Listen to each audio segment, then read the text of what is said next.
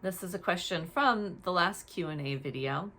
I've been using nutritional infusions daily since taking the class. Awesome, thank you. Even my husband loves drinking them daily, which was a great happy surprise for me. The one question I've run into is, would this be a good infusion herb? I recall that highly aromatic herbs aren't good, as well as sedating herbs.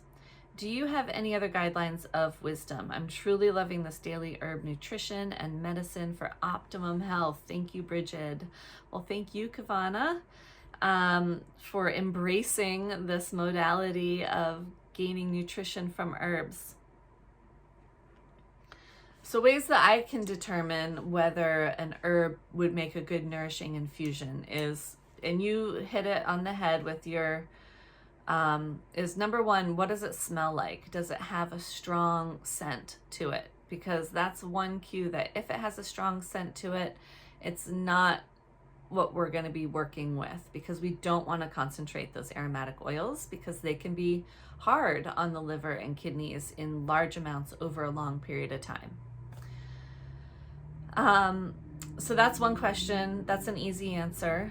And then, is this a food-like herb? Like, is this an herb that doesn't have a strong taste, doesn't have a strong, like, medicinal action, which is kind of, it's hard to say that word because medicine is such a broad word and topic, but does it have a, like a really strong action on the body? Is it going to, does it have like really strong antimicrobial action, or does it have, really strong stimulating or sedating action, whatnot? So those are going to be not the nourishing herbs.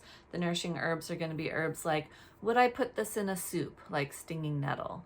Or, is this traditionally known as a pot herb, an herb that we would cook down and eat as a green? Or is this an herb that feeds cattle and domesticated animals? So these are kind of questions that are good to ask. Is it a fruit? Is it a berry? Is it a, does this herb profile in what is inside it? Does it have protein? Does it have minerals and vitamins?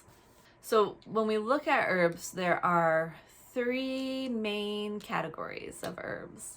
One is nutritive, which is what we're working with the Nourishing Herbal Infusions. The second is the stronger, more potent herbs, which would be the stimulating and sedating herbs. So anything, coffee is going to be like on the highest top of that list as far as danger and extremeness, as far as stimulating and sedating, all the way down to chamomile, or, sleepy time tea kind of stuff.